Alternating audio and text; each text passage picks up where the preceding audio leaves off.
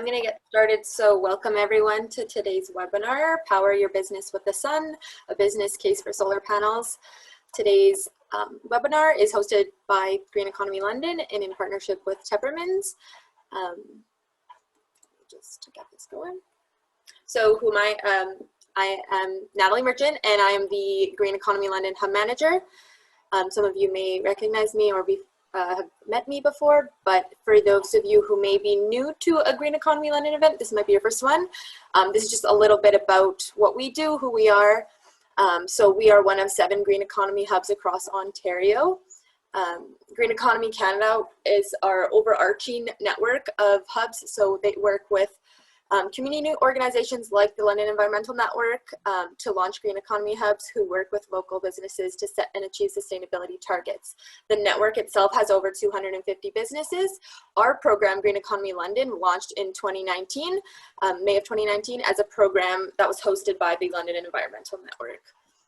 Right now there are over 7 current operating hubs and there are 2 in development. That'll be launched within the next year in Peterborough and in New Brunswick. So we're really excited to see the growing network throughout the green economy hubs.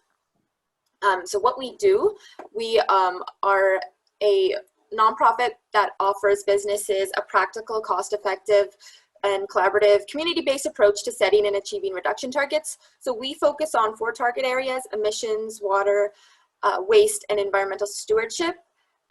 We support businesses in setting these baseline targets. We offer technical workshops, resources, and identify funding opportunities and celebrate achievements throughout media coverage, etc. These are our current sponsors that help events like this be possible and help our program run. And these are our current members. So we currently have over 42 members in our network and growing. So we're really excited to have this interest in London to join a program like this and be talking about sustainability. And a lot of you attending today are members, so we're very thankful that you guys have been committing to sustainability and taking this initiative to attend these events and do the projects that you guys are doing, so it's really awesome. This is just some of our things where you can get connected with us.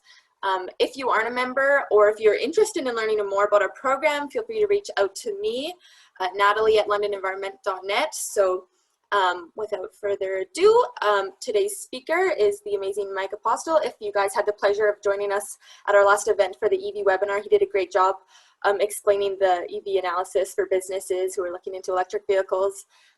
For those of you who may not know Mike, so he is he works as a sustainability coordinator at Tepperman's.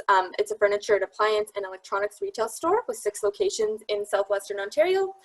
After 12 years as a mechanical engineer, he went back to school in 2019 to get his Master's of Environment and Sustainability from Western, with the goal of helping businesses lower their environmental impact from their operations and products and directly address climate change through carbon emission reduction strategies.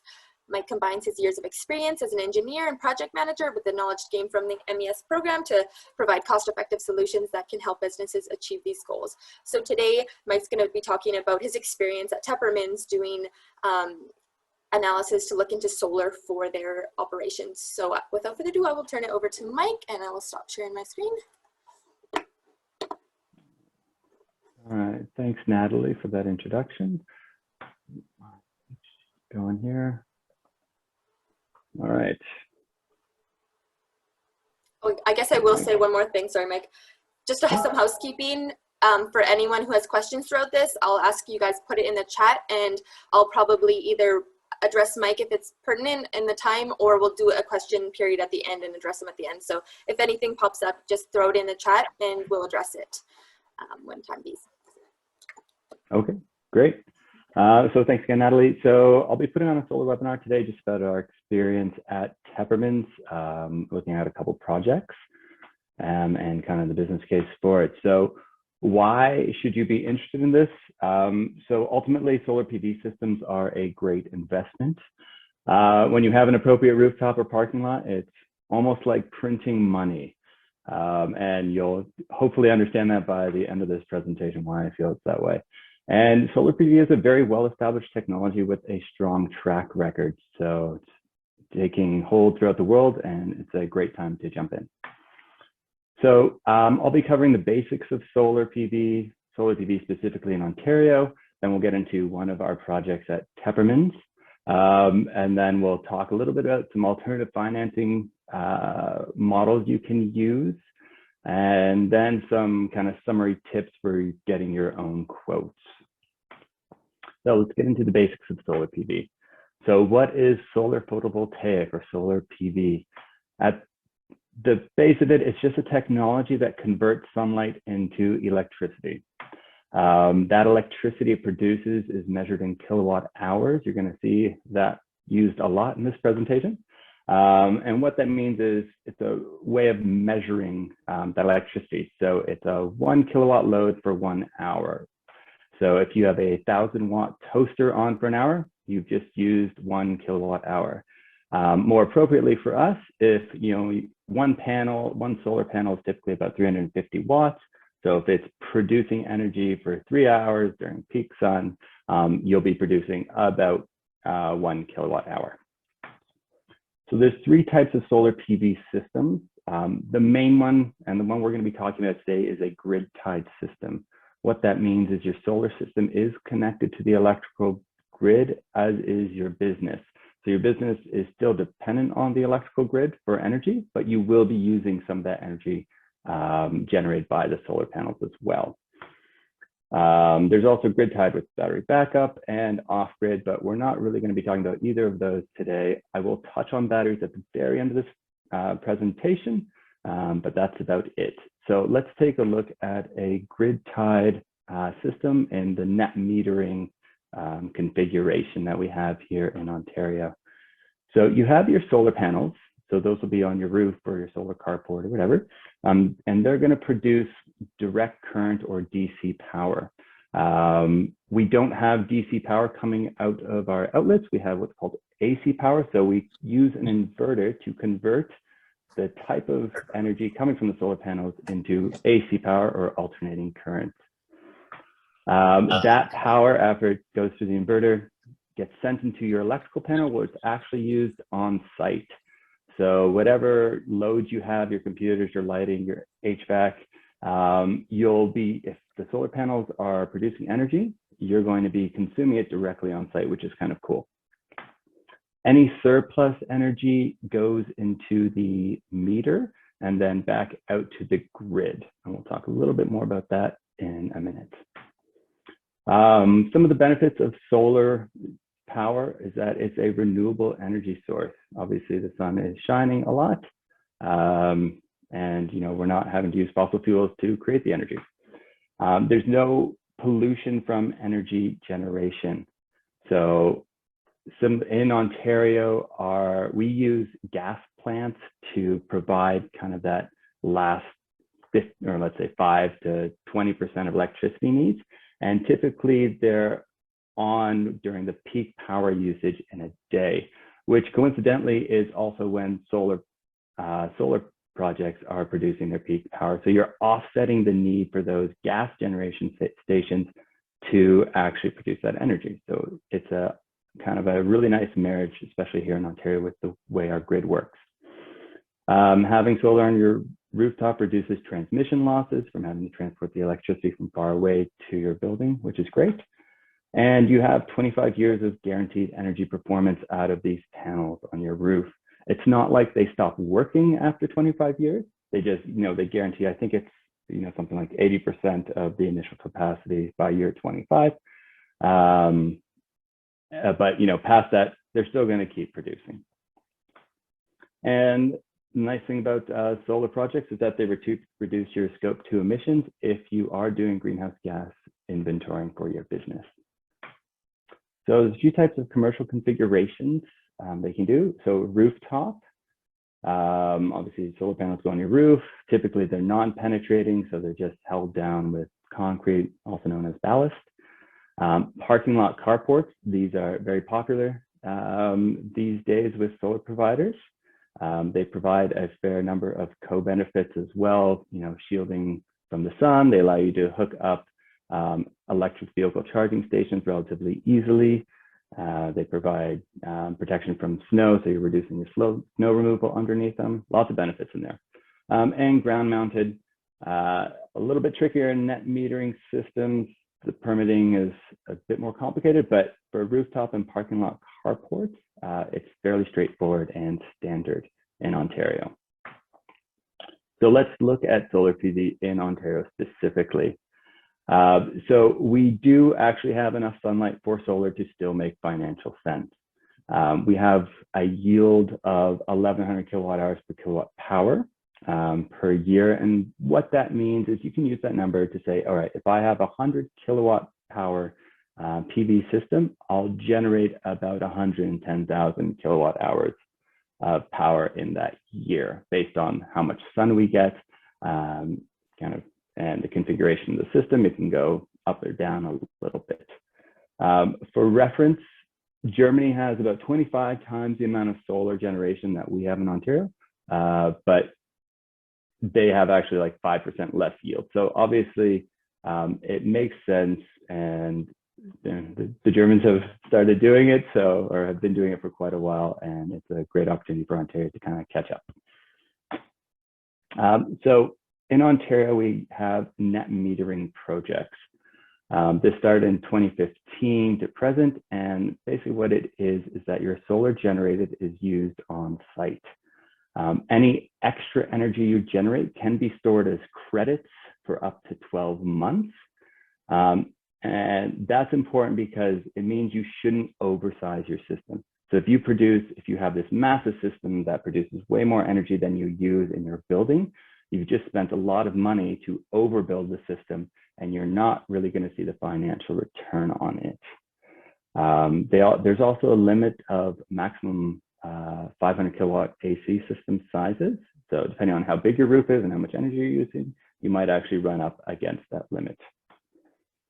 And your savings float with the electricity cost. So as the electricity price increases over the coming year, you're essentially saving that money. There's no taxpayer burden in the net metering legislation, sort of what was associated with the feed-in tariff program that ran from, I think it was 2008 to 2016 or so, which is nice. So if we look at a typical project timeline for getting one of these projects up on your roof or a commercial property, you're going to first get some quotations and choose, your EPC vendor. I personally like finding EPC vendors, which are companies that do the engineering, the procurement, and the construction, because they're vertically integrated. They're a bit more responsible for all aspects of it. Certainly, a lot of companies do contract out certain portions of it, and that's fine. But the more vertically integrated the company, the better, in my personal view. So during that quotation period, those vendors are likely going to be doing a site visit and connection capacity check, just to make sure that you can actually connect your system to the grid, which is obviously an important first step. That will take about 1 month, or as long as it takes you to, I guess, run through that. And once you've chosen your vendor, they're going to start their initial activities. So that'll be your electrical drawings, your structural analysis to make sure that your rooftop is capable of holding a solar system on there. They should have a rough idea during the initial, if they're doing an initial site visit based on your roof type, but they'll actually be getting in the engineers at this point. And then they submit a connection impact assessment to the local distribution company, the LDC. So this process is about 3 to 4 months, the majority of which is actually the LDC approving the connection impact assessment. But once that comes back and everything looks good, your vendor will start the construction and connection process. So this will take about 1 to 2 months. Obviously, it's very size dependent. If you're doing, a small residential 10 kilowatt system, that might just take a few days. But for the projects we're looking at Tepperman's, they're 400 kilowatt systems, 500 kilowatt systems. So obviously a couple months is a reasonable estimate.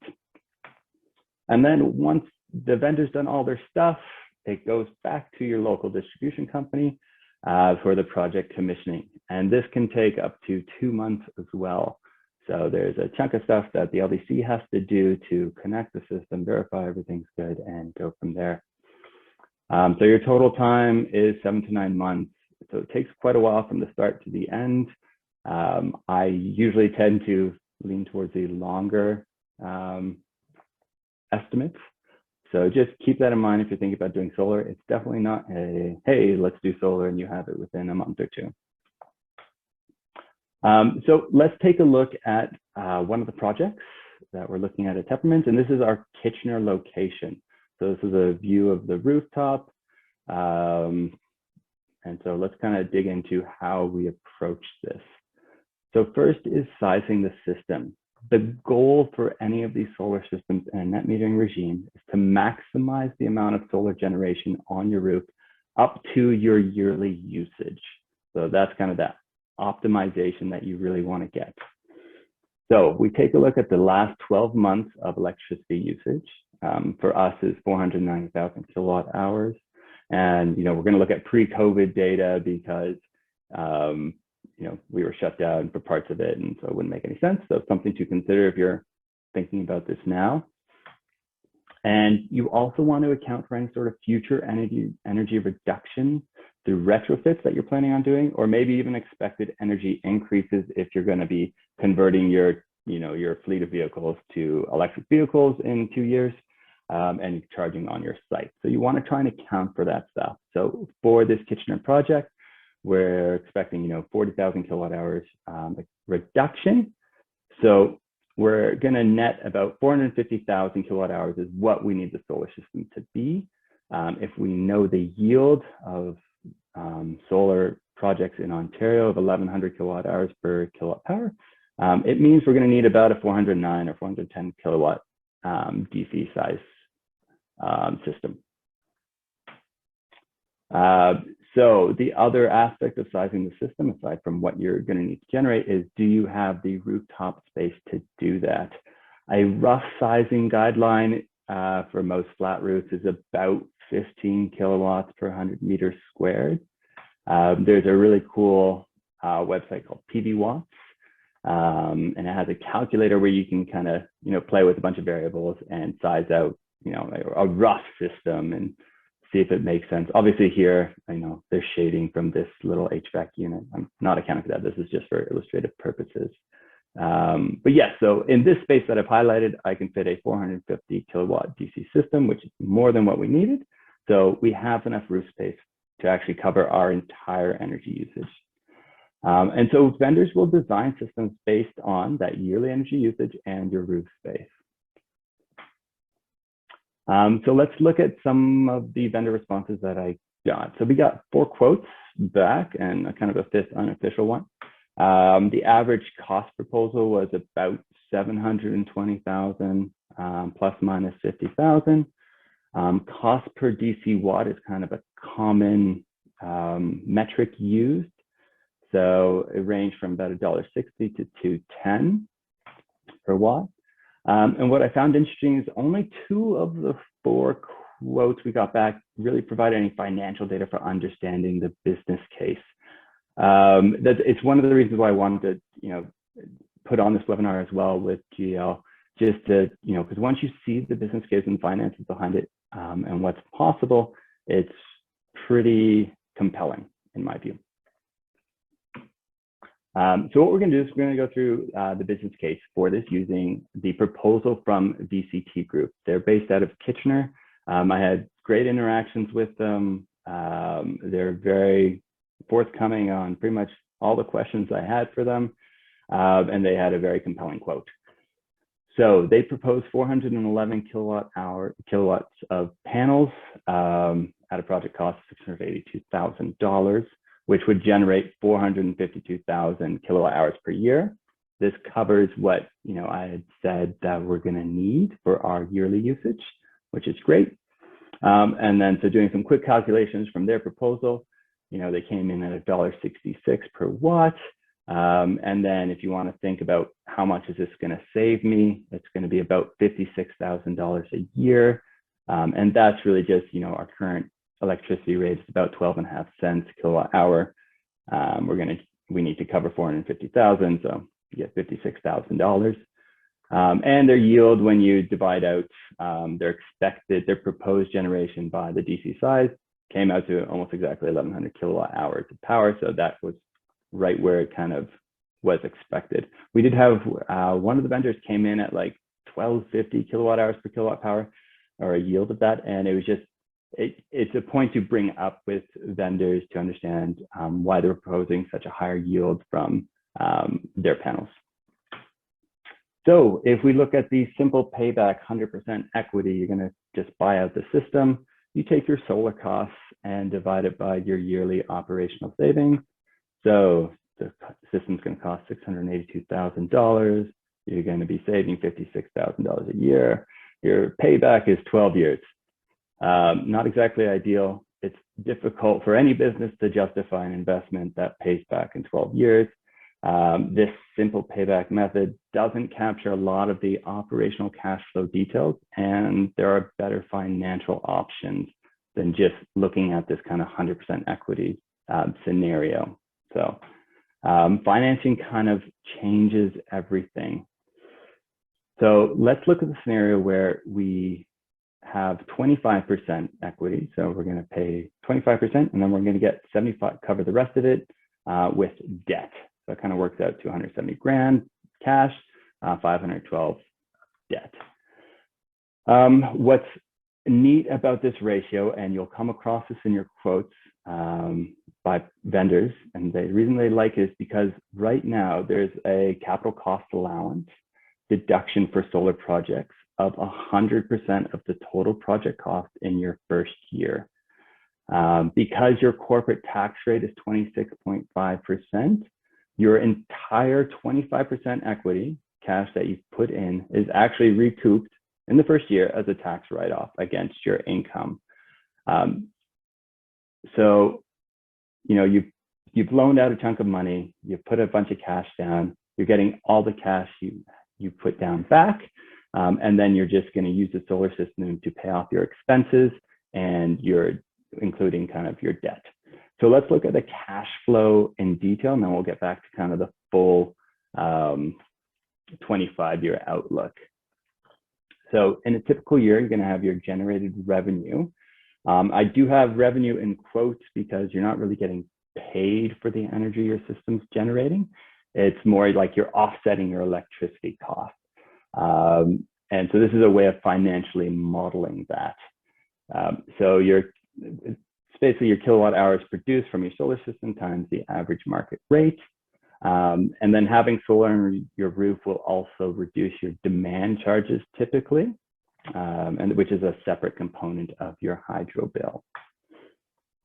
So you have your generated revenue. You've got to take out your maintenance and insurance. Your maintenance is typically $2,000 to $5,000, insurance $1,000 to $2,000 a year.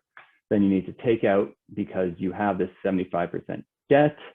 Obviously, the amount you have to pay for that is determined by the terms of the loan. For us, we modeled in 4.5% for 25 years.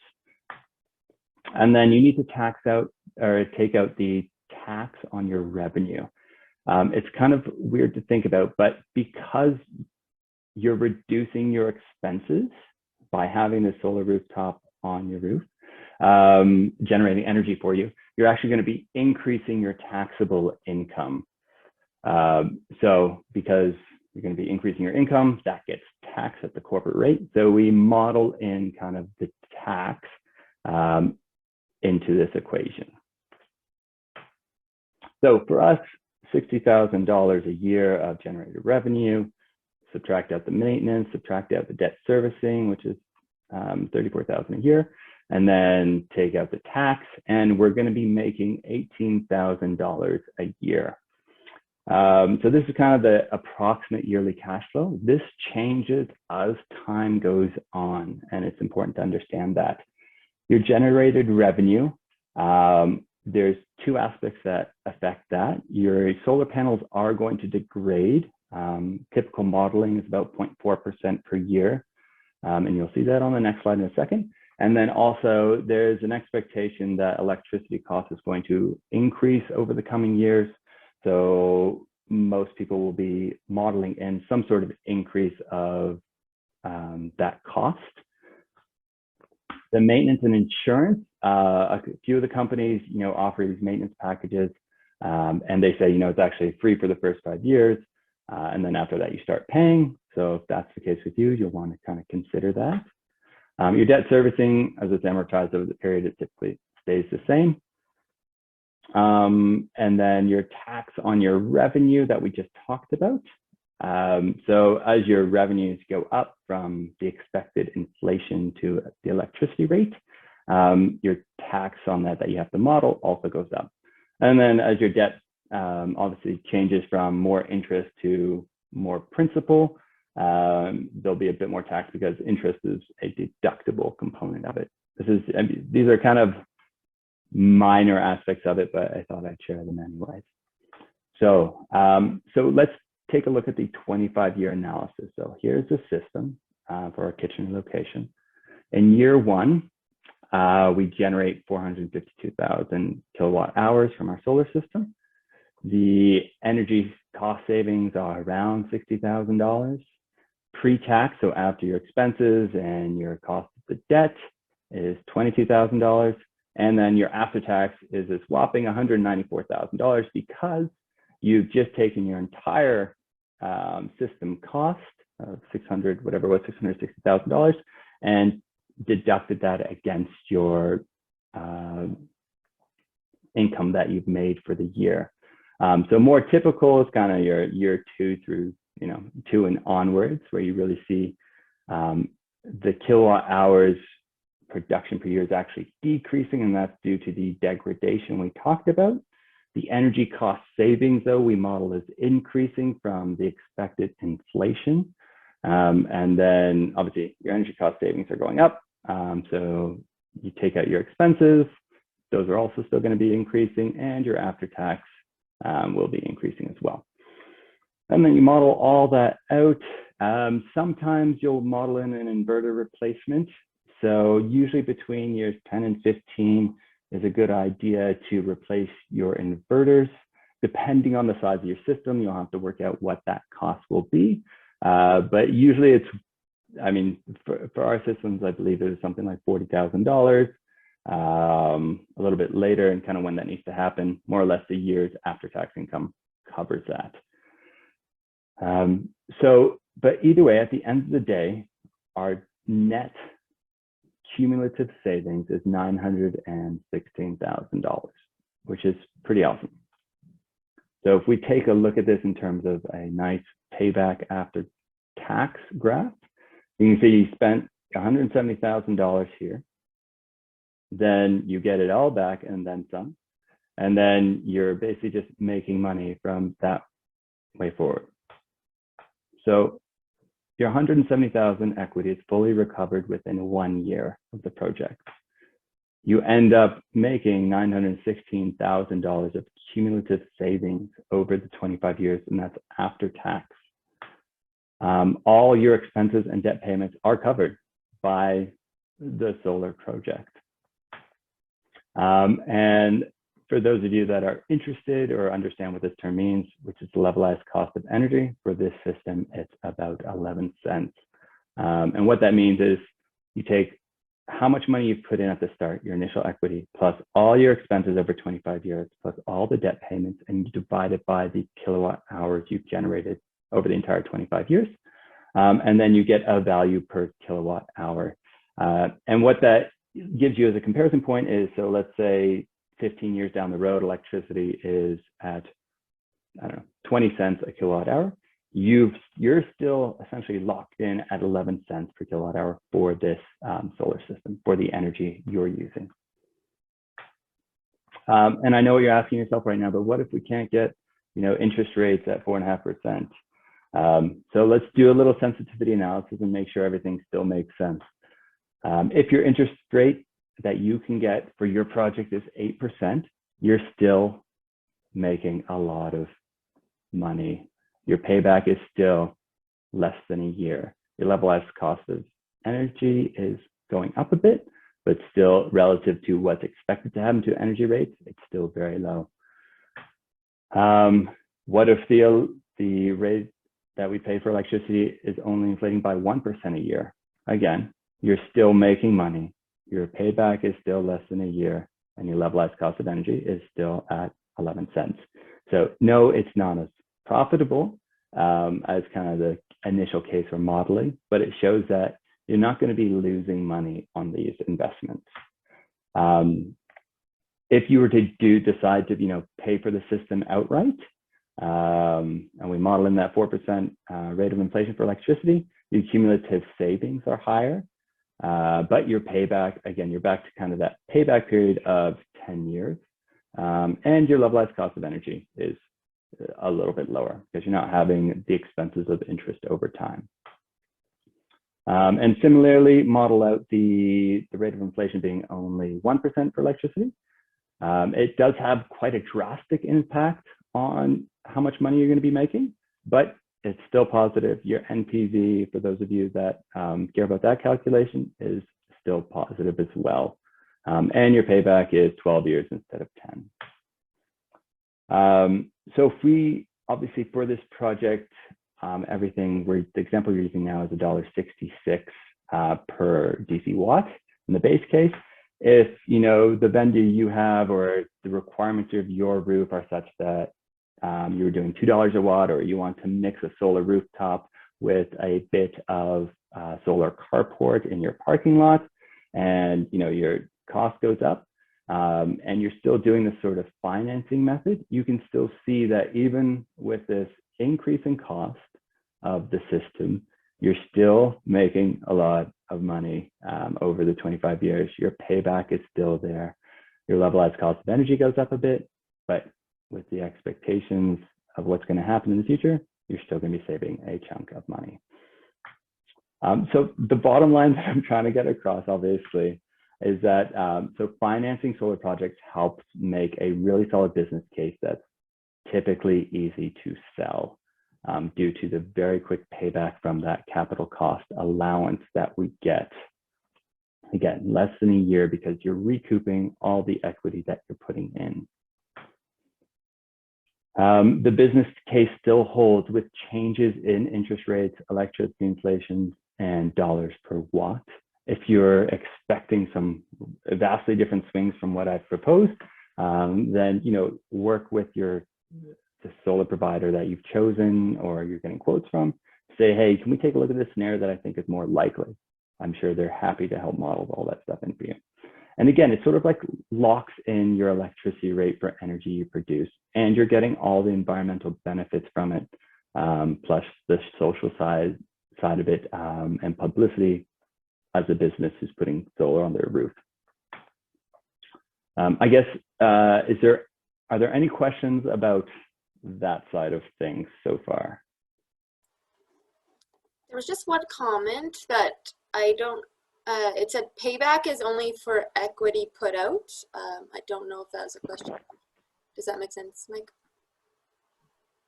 Yes, yeah, so I model it as equity put out. I'm not putting it as the entire cost, because then you're going to kind of go back to your simple payback essentially. Or yes, I agree. Okay, yeah, that was the only comment in the chat. I don't know if anyone else wants to add one quickly now, but you're probably good to keep going for now. Okay.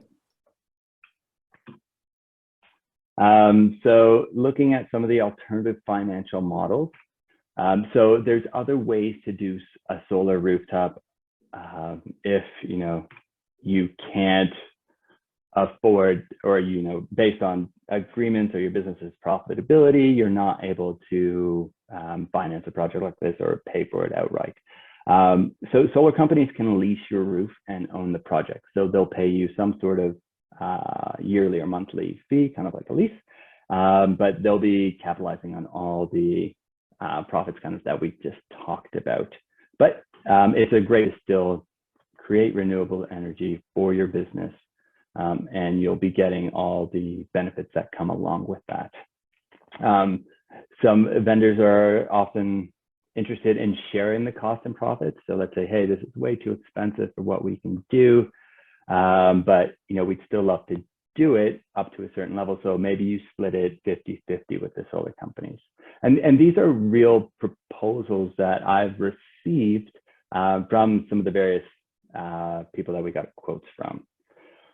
Solar companies can cover the entire capital cost with an option to buy out at a later date to help you get your project running sooner. This was a surprising one to receive. I don't know how many will do this, but obviously it's financially beneficial for that company to do it, and then you'll have to work out all the terms and stuff like that. So let's say in 2 years you'll be ready to do this financially, but you'd like to start now because it takes a year essentially to do. There's opportunities to still make that happen sooner.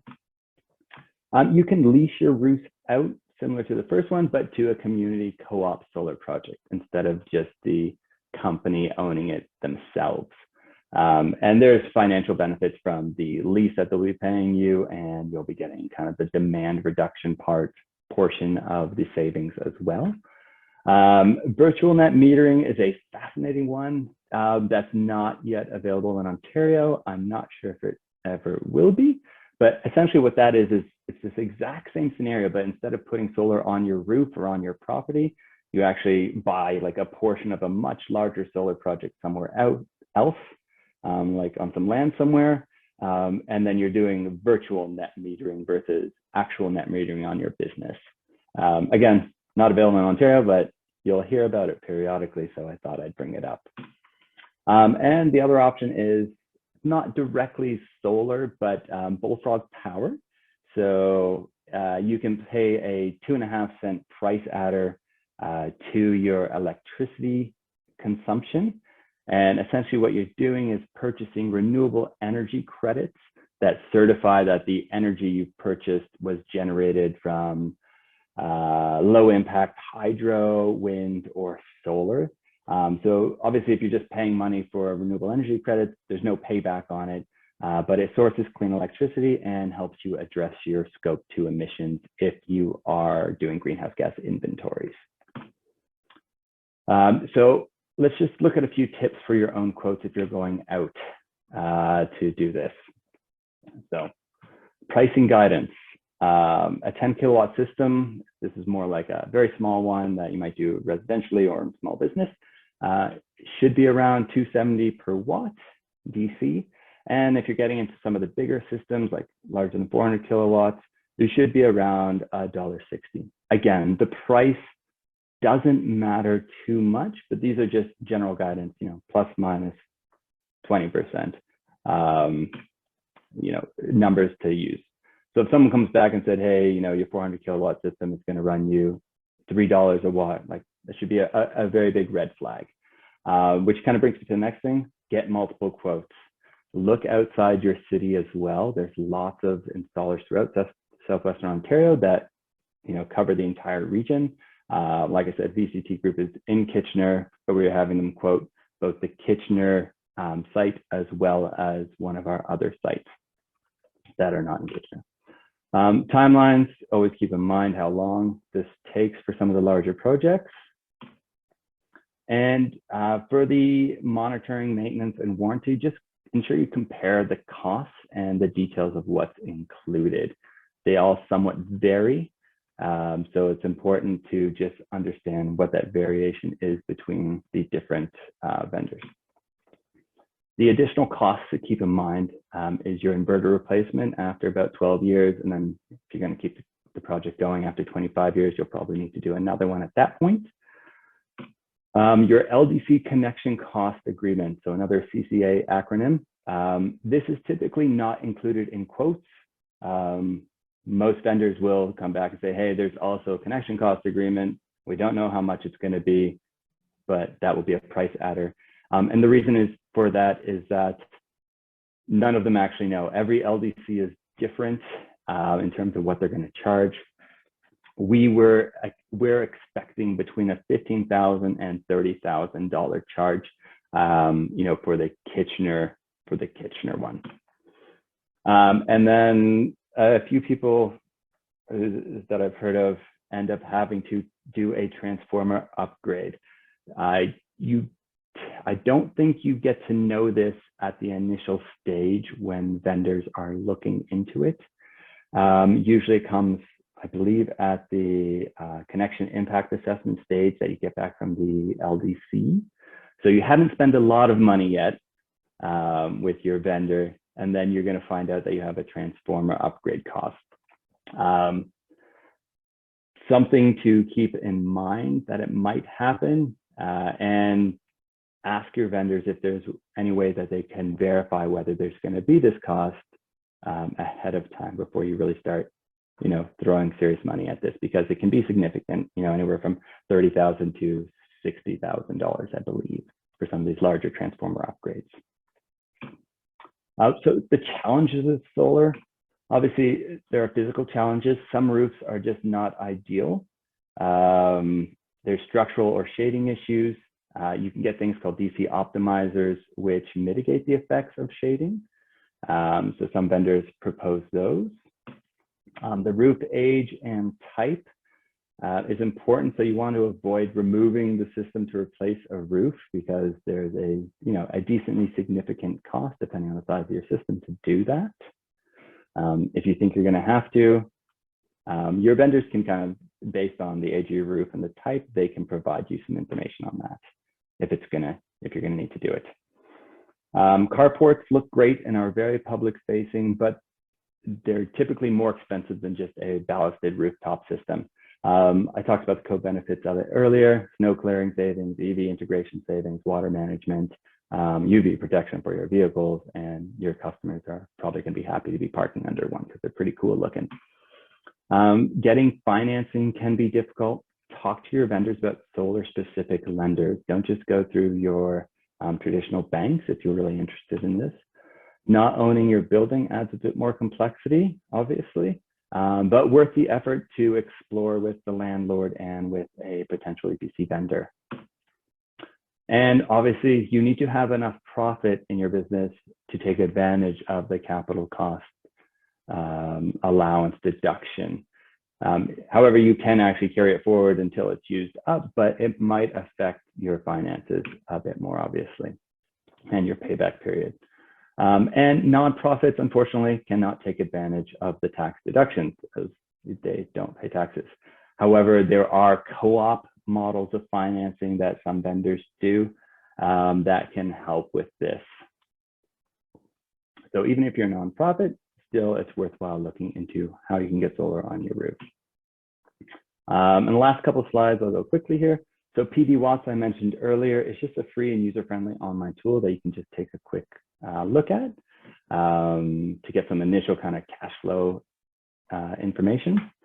And then battery storage, it's all the rage in kind of utility scale stuff, but it's very expensive to incorporate on something like a business's system, and typically won't make any sense financially in the net metering regime. It is useful in peak shaving, which is for very high demand use customers. I know they use algorithms to try and guess when those 5 peak hours are, that determines kind of their next year's rates. So there's utility there, but for most people, batteries are not useful. So it's kind of the end of it. At the end of the day, solar PV systems are a great low risk, high return investment. There are many ways to finance a solar project regardless of your business type. And the initial investigation into it is free and easy, and definitely worthwhile exploring with a few of those vendors out there. Any questions? I think we ran pretty close to the end here. But yeah, any last minute ones? There's nothing in the chat yet, but I'll give them another 10 seconds to type something if someone has anything. Hi, Mike. It's Marianne. Hi, Marianne. I was just wondering if you could touch quickly back on the leasing options for Ontario roofs. I wasn't sure if you said that it was permitted at this time or not permitted in Ontario in the context of an energy co-op putting together some kind of microgrid. So that specifically, I don't know. The co-op model is available as far as I understand from chatting with VCT Group about it. Reach out to them. VCT Group? Yeah, VCT Group, and talk to them about the specifics, because I know there's weird legislation around it, and I'm